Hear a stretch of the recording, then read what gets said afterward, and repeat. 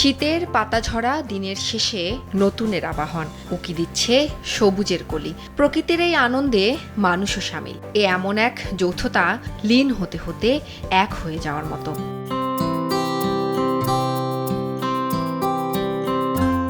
আছে দুঃখ, বিরহ, বেদনা, আর আছে মানুষের ভালোবাসার শক্তি। তাই দিয়ে মানুষ শূন্য হয়ে গিয়ে পূর্ণ করে জীবন ও প্রকৃতিকে নিয়ে যায় অসীমতার দিকে। ধূলিধূসর জীবনকে রাঙিয়ে দিয়ে যায় কোনো এক অজানা ফুলের ঘ্রাণের মতো, বদলে দিয়ে যায় মন, বড় গভীর করে নাড়া দেয় হৃদয়ের অলিন্দে। বসন্তের সাথে সাথে আমাদের মনের মধ্যেও কিন্তু একটা ভ্রমর ডাকে, নতুন ফুল ফোটে, আমাদের আশেপাশে আলোয় ভরে ওঠে।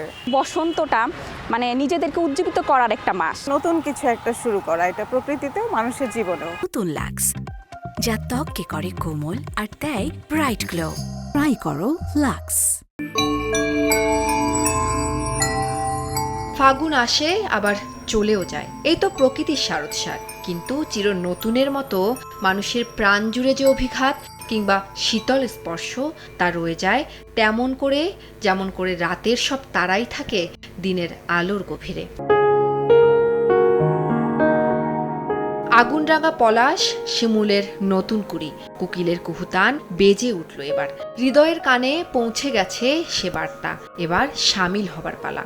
প্রকৃতির রং বদলায়, মানুষও কেমন রং বদলায়, মানুষের মনে একটা নতুন দিগন্ত তৈরি হয়। বসন্তর একটা ছোঁয়া, মনের ভিতর অন্যরকম একটা দোলা থাকে। ঝরা পাতা ঝরে গিয়ে নতুন পাতা গজানো এবং নতুন একটা শুরু একটা গাছের জন্য, ঠিক তেমনি একটা ভালোবাসা সম্পর্কেও বসন্ত ওরকম একটা মানে রাখতে পারে। বসন্তের আগমনে যে নতুন অনুভূতির জাগরণ হয়, খানিকটা মনে হয় সত্য। চিরকালীন এই সম্পর্কে প্রকৃতি ও মানুষ জেগে থাকুক, সুন্দর আসুক নেমে।